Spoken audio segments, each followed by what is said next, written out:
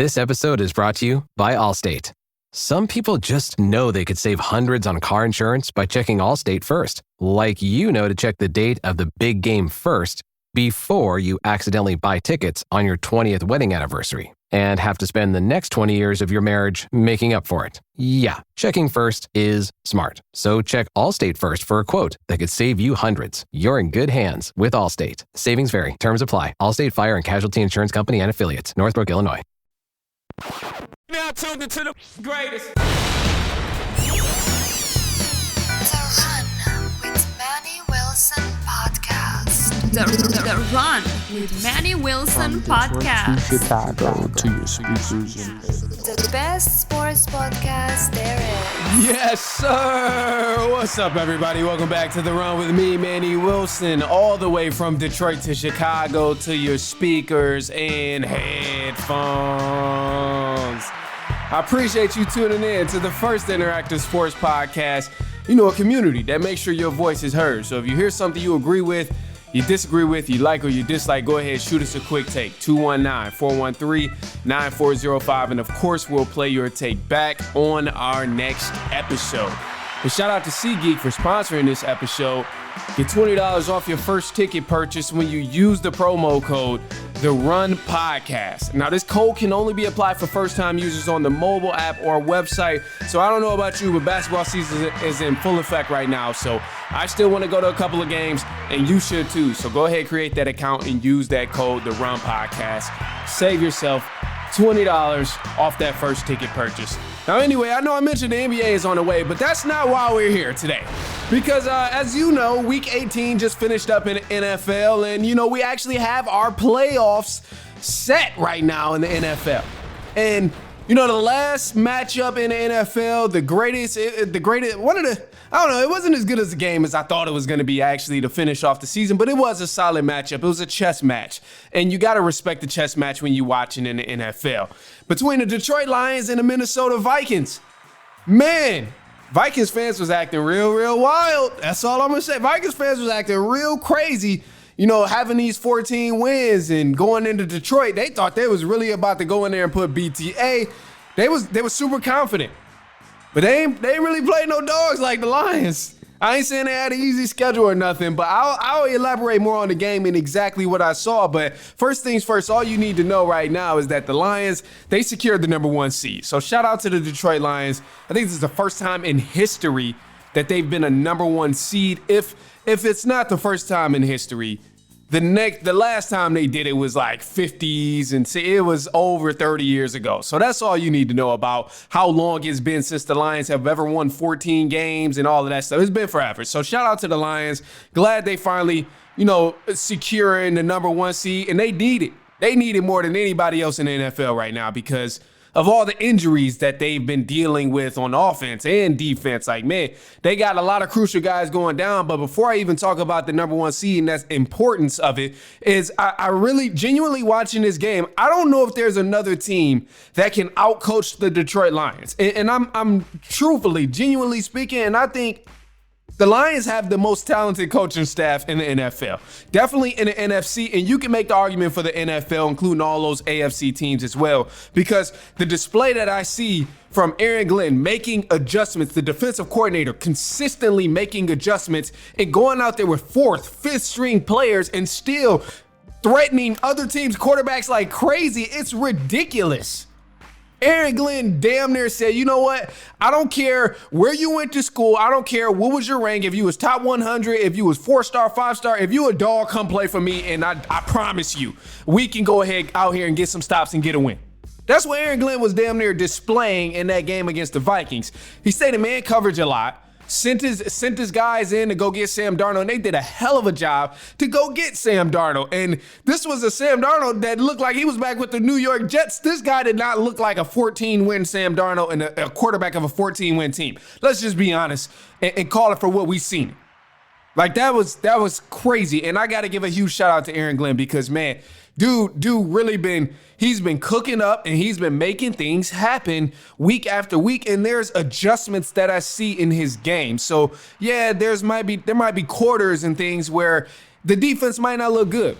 Lions secondary might be getting exposed the whole first half or something, but damn it, just know the third and fourth quarter, you're going to see something completely different. And I can respect the hell out of that for anybody who's coaching offense, anybody who's coaching defense, or coaching a team as a head coach. If you go out there and you make consistent changes, so that's actually helping your team, oh man, you got my respect. Aaron Glenn has done that. And one of my close friends said it, but he was like, look, man, Aaron Glenn might have secured a new head coaching job after that performance against the Minnesota Vikings. And I 1,000% agree with that. I don't think it gets more evident than that. Man, and then don't even mention Ben Johnson on the offensive coordinator side. Like, he's another reason why I say the Lions got the most talented coaching staff, because Ben Johnson's creativity is just ridiculous, man. His ability to get the offense going some way, somehow is just, you love to see it. You just love to see it from an offensive coordinator. A lot of times offensive coordinators struggle, and it is an adjustment period. But we didn't see the Vikings adjust and make anything better on their part when they was playing against the Lions. We seen the Lions do this all 17 weeks and 18 weeks of the season. They've been balling like this. So, you know, I got to give credit to them. And I think, man, they really deserve the praise of this elite coaching staff that they have, man. And now they got the number one seed. They get to rest a little bit. And this is needed because it makes the path so much easier to actually get to the Super Bowl. Obviously, we know the Lions have a clear shot at getting to the Super Bowl. But just know, if that defense gets healthy, then we're looking at it. It's almost certain that this team gets to the Super Bowl because, man, right now, you look at the amount of games you got to play at home and on the road when you have that number one seed, and it's a major difference. Your number one seed, you got 2 home games, and then you go to the Super Bowl. Versus where if you're a number 5 seed, you're on the road for 3 games, and then you got to go play in the Super Bowl. So you don't ever see that home field advantage. And that's a huge deal. Anybody who tells me, oh, it's easier to win road games 3 straight than winning 2 home games, oh yeah, you're a joke. Stop it. You must not watch the game. We must be talking about a different game rather than the NFL. So I think about that. And then on the path to who the Lions may have to play coming into the Super Bowl, I think this path sets them up for success because they don't really have to play any elite quarterbacks. And if they do, they're at home in Detroit. So, I mean, you think about the top 5 quarterbacks in the NFL, 3 of them are in the AFC right now. Arguably 4 of them are in the AFC. And then Stafford is going to have to go against Detroit if they beat the Vikings, if they even beat the Vikings. And then the Vikings, if they do play the Lions, they got to go back to Ford Field. So it's just like, man, Lions got a great path right now. They advance, they beat the Vikings or the Rams. Then they either got to see Baker Mayfield or the Eagles or Jordan Love. And Jordan Love, he ain't been playing that good either, man. He's been playing sloppy. But a guy who would be a great matchup for the Lions is Jaden Daniels. But even Jaden Daniels, he's inexperienced. He doesn't have a lot of experience as a quarterback. So I think the Lions would go ahead and X him out. And they really don't meet that matchup of elite quarterback play until they get over to the AFC, which is, of course, in the Super Bowl. So, you know, this is a huge plus for the Lions, man. And I'm glad they secured this number one seed. I'm glad. I mean, it looks like they deserved it. Watching them play, they deserved it. In this game against the Vikings, the only thing I'll say about this is they dominated the Vikings. Lions absolutely dominated the Vikings. I thought the game was going to be close. I thought it was going to be interesting and fun and a shootout. Complete opposite. It was a shutout, damn near. Vikings got to the red zone 4 times, capitalized 0 times. They went for it on 4th down 3 times, capitalized on it 0 times. Lions' red zone defense was shut down, and their defense all throughout the game was shut down. It's no reason, absolutely no reason the Vikings should have been close to scoring the ball 4 times and came up with nothing but a field goal. They finished the game with 9 points total. That's it, 9. You have 4 chances to score a touchdown, and all you left with was 3 field goals in the game. Crazy. It was a dominant performance from the Lions. If you ask me, they deserved the number one seed, and they showed exactly why they deserved the number one seed because nobody else is on their level. And I think the only team right now that's messing with the Lions and that could come close to even probably giving the Lions a run for their money is potentially the Philadelphia Eagles. Other than that, I don't think the Lions have much to worry about. Or Lions fans, I should say. players, of course, is, you gotta stay locked in. But outside of the Eagles, I don't think the Lions fans have much to worry about in terms of taking this trip to the Super Bowl. But of course, you gotta take it game by game. You just never know. Anything can happen in the playoffs. And with the luck that the Lions been having, people have been getting hurt. They lost another corner. Hopefully he can come back. So it's gonna be tough. It's gonna be tough. Anyway, look, man, we got some news coming up for the run. So don't go anywhere. Stay tuned, and we'll be right back. It's halftime.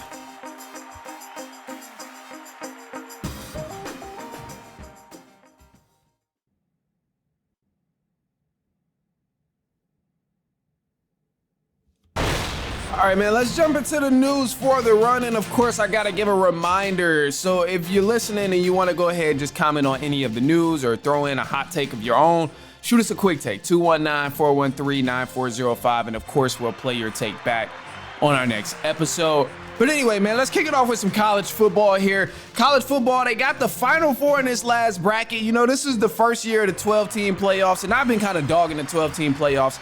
I still don't agree with the 12-team playoff format. It's still kind of weird to me. It was just a lot of unnecessary games. I love that it gave us more football to watch, but also some of these games that we witnessed early on was just unnecessary, and I didn't like that. And I still don't like it. I'm finally glad we're back to the 4 and actual games that legitimately matter, if that makes any sense. So to go ahead and let you know who's in the Cotton Bowl, the Texans, the Texas Longhorns are going to be playing Ohio State Buckeyes, and this matchup is going to happen on the 10th of January.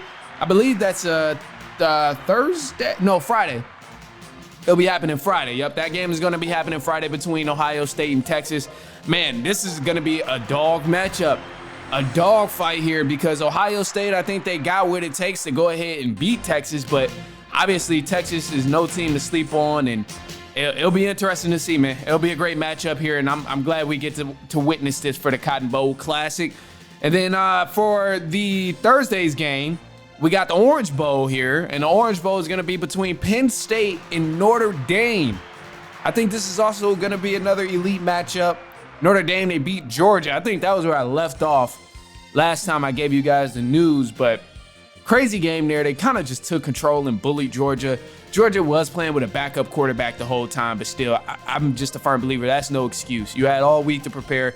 You had you had some time to game plan and prep for it. So you got to come out a little bit better. And also, too, the backup, it wasn't like he was a 2-star recruit from Idaho or nothing. No, he was a 5-star recruit.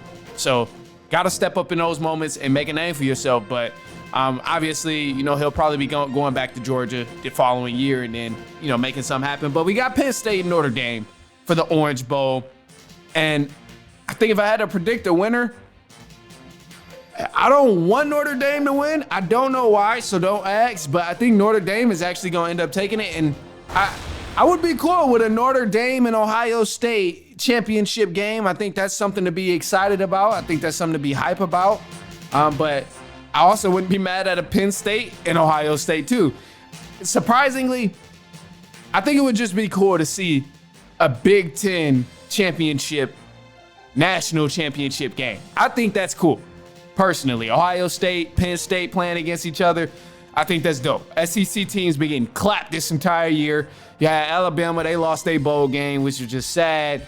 Texas, they barely got over the hump against Arizona State. Georgia caught the belt against Notre Dame. So, I mean, hey, SEC schools, Texas is the only hope right now. So we'll see. Anyway, so national championship game is not happening until the 20th of January, but it's only a couple weeks, so stay tuned. Definitely check those games out. And then some news in the NFL as well, because NFL, as you know, they call it today Black Monday, because coaches is losing their job, offensive coordinators losing their job, and best believe we had some people who lost their job already on this Black Monday. So for the Seattle Seahawks, they fired their offensive coordinator, Ryan Grubb. Jacksonville Jaguars, they fired their head coach, Doug Peterson. They let him go. And then New England Patriots, they fired their head coach, Gerard Mayo, and now they're on the hunt for a coach. It's been rumored that Ben Johnson, Lions offensive coordinator, has been in negotiations with the New England Patriots and also the Chicago Bears. Now, one can, of course, suspect that the Bears are going to actually hire someone else instead of the interim coach they had finished the season. Just because, I mean, yes, the Bears did play a little bit more, like, with a little more effort, but still, you got to bring in another head coach. I think after this season, both the Lions coordinators are gone. Offensive coordinator and defensive coordinator are both gone.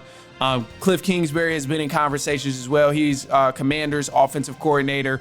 I think there's a select few guys who are going to be tossed around and hired as the offseason continues on. But Week 18 in the NFL, let me go ahead and give you a recap of some of the games that actually mattered, because there were some teams who didn't make the playoffs, shockingly, because of a win or a loss. So the Cincinnati Bengals, they took care of business against the Steelers, but because the Denver Broncos beat the Kansas City Chiefs, the Cincinnati Bengals did not make the playoffs. They ended up falling out, and the Broncos got into the playoffs. The Commanders, they beat the Cowboys. The Packers, they lost to the Bears. The Bears won the final game of the year of their season, and this win over the Packers actually moved the Packers down, so they're going to be playing the Commanders in the first round. Actually, no. Let me correct that. I'll give you who they're playing in a sec. I just know that was wrong. So just know, Packers, they lost to the Bears, and it hurt them in terms of seeding in the playoffs. Bills, they lost to the Patriots intentionally, but the Patriots kind of messed up because they were set to get the number 1 draft pick, but instead they fell a few slots. Now the Tennessee Titans got the number 1 draft pick. The Buccaneers, they beat the Saints, secured their playoff slot. Chargers, they beat the Raiders, didn't really matter much. Seahawks, they beat the Rams. Changed a few things, but Rams still in the playoffs, so it didn't really matter. And just to kind of give you guys the playoff bracket of who's here, number 1 seed in the NFC, you know, the Detroit Lions are right there. In the AFC, the number 1 seed is the Kansas City Chiefs. So both of those teams will have bye weeks in this first wild card matchup. So starting off in the NFC, some of the teams that you can expect to watch. Starting actually this weekend, Saturday and Sunday, is when you get these matchups in the NFL. So Rams are going to be playing the Minnesota Vikings, and the Buccaneers are going to be playing the Commanders. Eagles will play the Green Bay Packers. And then from there, teams will continue to advance. And then over in the AFC, got the Texans playing the Chargers, Ravens playing the Steelers, and the Bills will take on the Broncos. The cool thing about this is for the Chiefs and the Bills, potentially we could see another conference championship matchup if both of these teams make it out of the divisional round. But I think that's something that would, we can talk about that when we get there. I'm not going to speculate too much on who's going to do what, but I am going to let it be known that because the Falcons are eliminated, I'm just on the side of seeing history and seeing the Kansas City Chiefs three-peat. I think that's something worth being excited about. All right, so anyway, one of the teams, they didn't make the playoffs, and they've been kind of dealing with some drama. This has probably sparked up the most drama so far since the season had ended. But Tyreek Hill, he might be leaving the Miami Dolphins. I didn't put this in the news because I wanted it to be something separate. And Tyreek Hill, man, he did a post-game interview after they lost their final game of the season, of course. I don't know how, but they've had a lot of inconsistencies. They lost to the Jets 32-20, and Tyreek Hill was not happy after the game. And they were asking him questions about, next year, and what about next year, and how are you feeling, and are you going to be trying to leave, and all of that stuff. And he had quite the response, man. His response kind of just signaled that, yeah, he's about to be leaving. So I'm not even going to tell you much more of, what he said. I'm just going to play it for you. That way you can hear exactly what Tyreek Hill was saying after the game in the loss against the New York Jets. Here it is. This is my first time I haven't been in the playoffs, man. So, for me, like I said, man, I just got to do what's best for me and my family, dog. If that's here or that's wherever the case may be, man, I'm finna open that door for myself, dog. As I'm opening the door, like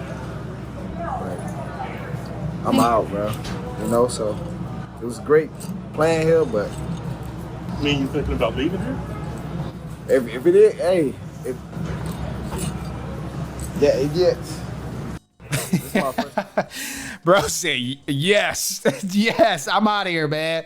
Look, people wanted to immediately go ahead and hop on Tyreek Hill like, oh, he's a diva wide receiver, and oh, man, he can never be happy. He dropped passes, and what is he so upset for on leaving the Dolphins? And look, bro, I immediately I'm like, okay, well, maybe you got a point here. But then I start to think about it, and I'm like, okay, well, the Dolphins, they haven't really made anything happen since Tyreek Hill has been there. You think of his situation as a wide receiver. We know receivers can only be as good as the quarterback are feeding them to be. And with a quarterback like Tua Tagovailoa, who's missed so many games throughout the seasons over the past few years. I mean, he only played 11 of the 17 and he missed 6 games. Obviously, super crucial because if he was playing, then potentially the Dolphins would have made the playoffs. But I mean, this dude is playing in a situation where it's not beneficial anymore at all. You went to Miami originally, and I understand you tried to, shift the culture. You wanted to go ahead and bring the Dolphins back to winning and that winning type of environment. But this team, you can only do so much as a player, one. And then you being 30 years old, you're not trying to spend the rest of your career reviving a franchise that don't know how to win, because the Dolphins, they ain't even made it out the wild card since over 20 years ago. I think it was 1999 is the last time Dolphins made it out the wild card. So I'm not mad at Tyreek Hill being on the back end of his career and also trying to go play for a competitor in a team that can actually help him retire as a champion. Like, I get it. He has his contract. He got his contract with the Dolphins. I think it was the beginning of the year, signed for 3 years, $90 million. And I don't know where he's going to go, where somebody can take on that contract, but they're going to have to make some shape, because at this point, I don't see the Dolphins reviving this relationship at all. Anytime somebody is going out in the media and they're saying, yeah, it's done. I'm done. I'm out of here. They said, do you think about leaving? Yeah. Like, I don't think it's any way you can revive this. And people are so quick to blame wide receivers for situations and stuff, but also you got to remember, man, no receiver ever got paid because they can block so well. Like, receivers get paid to catch the ball. And if quarterbacks can't give them the ball in positions for them to thrive, then what good are they doing on that team? And Tyreek Hill being a smaller receiver anyway, it ain't like he going out there and blocking a hell of a lot of people. Like, he's a smaller dude as is. So his specialty is catching the ball in open space and cutting up field. But if you ain't even got a quarterback who's going to be healthy enough to get you the ball, I mean, that's not cool. It's not fun. And I get it, man. I understand. So look, man, I'll say this.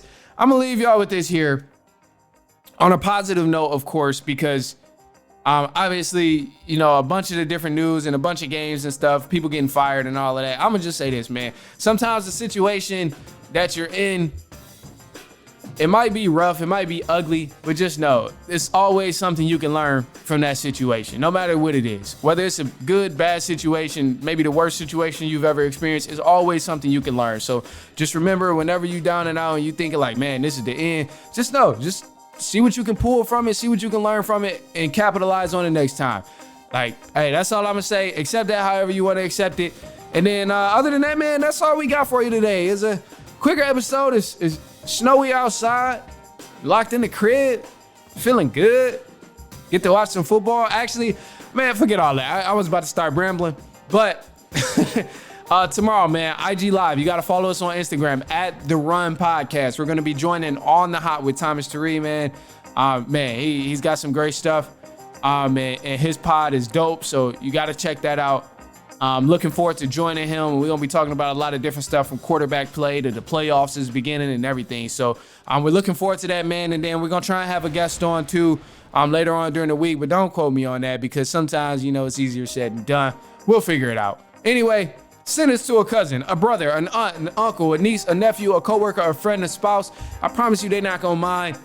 Just say, hey, check him out. I think he's dope. I thought the episode was good. He was talking about the Lions. He was talking about the Vikings. He was talking about the Dolphins. He gave a lot of news. Whatever the case is, I promise you they're not going to mind. So just shoot it their way. Worst case, they don't listen. But, shout out to you for listening. Of course, especially if you listen all the way to the end every episode. You really my guy or my girl, whatever. I just know I appreciate you. I appreciate that for sure. Last thing, Let me hear from you. Shoot us a quick take, 219-413-9405. Leave us a quick take. Share your thoughts on the show. Share your thoughts on the take, the news, whatever's going on in the media, your predictions, whatever the case is. We're going to slowly start transitioning to basketball more and more as the NFL season comes to an end and as there becomes less and less to talk about in the NFL because the season's coming to an end, unfortunately. But, all right, man, look, that's all I got for y'all. I appreciate you for kicking it. And that's all, man. We'll be back later on next week and so on and so on and so on.